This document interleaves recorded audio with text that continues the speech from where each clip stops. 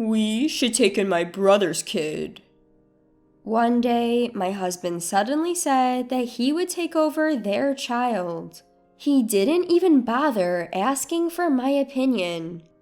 I'm reaching my limit with his increasingly arrogant behavior. I have to do something about this situation for the sake of my daughter and myself. My name is Carrie. I've been married to Scott for 5 years, and we've been together for 7. We have a lovely daughter named Tracy. She is 3 years old and has just started preschool. Life is simple, but peaceful and happy. I wouldn't trade my life with Scott and Tracy for anything. Then one day, Scott's brother Daniel got divorced. Daniel and his wife had a 4-year-old son named Bobby, and Daniel took custody. But it seems taking care of the kid was harder than he thought. Soon after the divorce, Daniel left a note and disappeared, leaving Bobby at their parents' house. Scott and I were called to his parents' house for a family meeting. The first thing his dad said was, Scott, Carrie, could you please take care of Bobby? I couldn't believe my ears. Wait, you want us to take care of Bobby? We're getting old and it's getting tough for us. You already have Tracy, right? What's one more kid? That's a bit much. Scott's parents have high blood pressure and frequent doctor visits. His mom even had a stroke before, so I knew they weren't in the best of health. I know it's hard for both father-in-law and mother-in-law, but we have Tracy, and taking on another child is just too much. Scott and I both work, so it's not like we're struggling financially, but that's beside the point. We're busy with work and already exhausted from taking care of Tracy and the household. We can't possibly take care of a growing 4-year-old like Bobby. I decided to be upfront and declined right there. I'm sorry, but we can't take Bobby in. We have Tracy and we're both busy with work. His dad wasn't moved by my words and kept pushing. I'm really sorry, we want to help, but we can't. Can't you take him for a while? We can't afford it. I can't, I'm sorry. Then Scott, who had been silent, clicked his tongue and glared at me. Carrie, what's wrong with you? Excuse me? Don't you care what happens to Bobby? Well, your parents could. So you're just gonna dump it all on them? You're the worst. Wait, what? How did this turn into me being the worst person here? I was just saying we can't take in another child because we have our daughter Tracy. Confused by Scott's outburst, I responded, Wait a minute, Scott. Like I said, we have Tracy. So what? Tracy is 3, Bobby is 4. They're practically the same age. Stop making a big deal out of one more kid. One more kid? Do you even understand how hard parenting is? We both work, we can manage. Don't you feel sorry for Bobby? Scott continued to blame me for refusing to take in Bobby. And what's worse, from his tone, it's clear he has no intention of helping out. I'm a parent too, and I do feel sorry for Bobby. But parenting requires a lot of commitment. Scott has never really helped with Tracy or the housework. I've been the one doing everything. If we take in Bobby, I can see it all falling on me. I have to stop this. Look, I can't do it. I can't give Bobby the same love and attention as Tracy. What? He's my brother's kid. How can you say that? Remember what I told you before? Bobby has been towards Tracy. That story again. Yes, there's another reason I don't want to take in Bobby. He's always been clingy with Scott and me because his parents never gave him much attention. That would be fine, but whenever Tracy comes around, Bobby becomes openly hostile.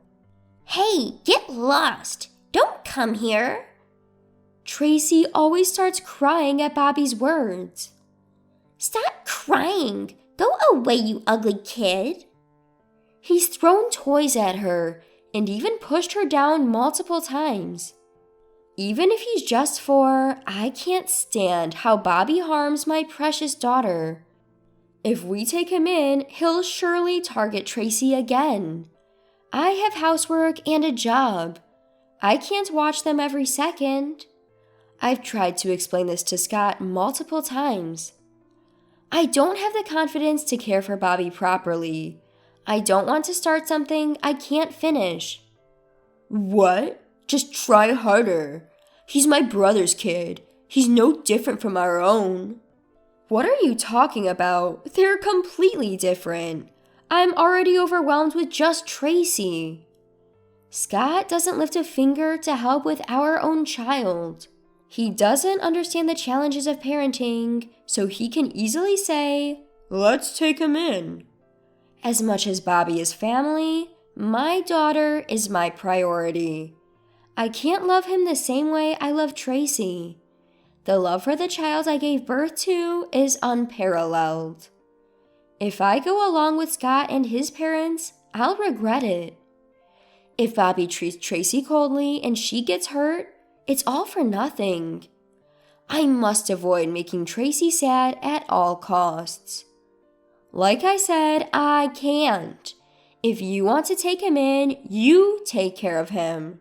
What's that supposed to mean? We're taking him in so we don't burden my parents. That's final. Got it? Scott probably just wants to look like he's a good son to his parents. In the end, he unilaterally decided we take in Bobby. Something has to change. Feeling this way, I took Tracy and went back to my parents' home. I explained the situation to my mom who greeted us. So that's what happened. Scott wants to take in Bobby without even listening to me. My mom frowned, clearly concerned. You've mentioned before that Scott doesn't really help with Tracy, right? Yes, exactly. He leaves all the housework and childcare to me. Taking in Bobby would just add to my burden. And on top of that, Bobby has been hostile towards Tracy. Yes, that's why I can't agree to take him in. My mom understands me well, as I often consult her about various issues. She agreed, saying, "Taking in Bobby would only make things harder for you." I spent the night at my parents' home, indulging in their care.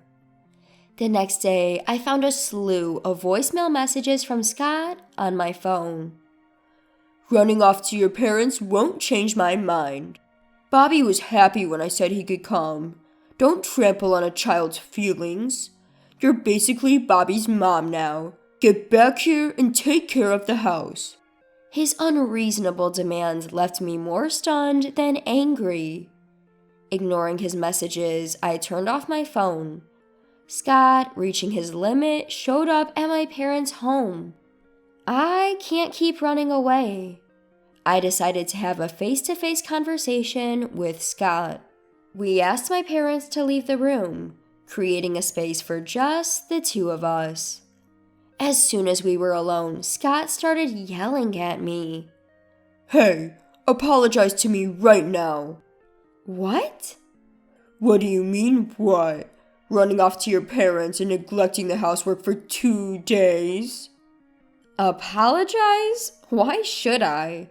It's absurd that he expects me to do all the housework when we both work. Annoyed by his selfishness, I responded calmly. Do you still not understand why I went back to my parents? It's because you're not listening to me. What? I never thought you'd be so cold. Don't you feel sorry for Bobby? Scott, catching his breath, continued. Bobby is my brother's son. Then let me ask you, you don't even take care of Tracy. Do you really think you can handle Bobby too? Whenever, it'll work out. Bobby is older than Tracy. He can take care of himself. He might even be easier to handle. That's not the point. Bobby pushed Tracy before and couldn't even say sorry. He's not well disciplined. How can you say he'd be easier to handle? I can't do it. You're so stubborn. Scott sighed, looked at me, and said something unbelievable. Listen, you're my wife, and a wife is supposed to obey her husband. That means if I say we're taking care of Bobby, you have a duty to follow. Are you serious? I asked. Of course I am. You just need to listen to me. We're taking Bobby in. End of discussion. Scott slammed the table and glared at me. That was the last straw. I looked him straight in the eyes and said, "Can you stop? Why do I have to obey you just because I'm your wife? I'm not your personal servant, you know." What are you even talking about? The one saying incomprehensible things here is you, Scott. Bobby is just a relative to me right now. If we divorce, he'll be nothing. Do you get that? Wait, what? Scott was clearly shaken by the mention of divorce. Divorce? Why are you bringing that up now? We're not getting a divorce. Why do you get to decide that? That's up to me, isn't it? Don't tell me you think I could never dislike you, because I'm already fed up. You're joking, right? Do I look like I'm joking? I can't take Bobby in, emotionally or otherwise. It's just not possible. Scott finally seemed to grasp the gravity of my refusal. Still, he tried to maintain his composure and said, "Stop it. If we divorce, you're the one who's going to suffer." Suffer? How? You'll be a single mom.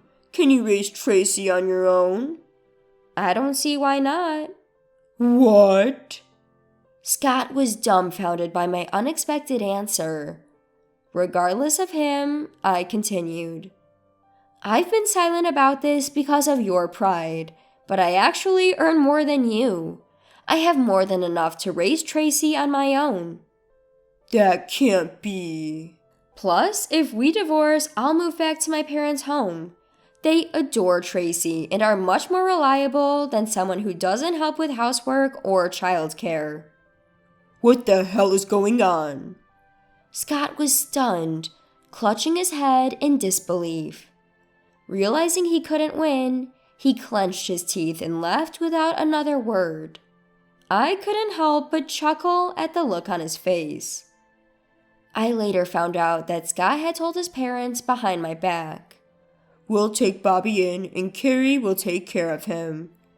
How far will he go to save face? My refusal to take Bobby and my return to my parents' home threw a wrench in his plans.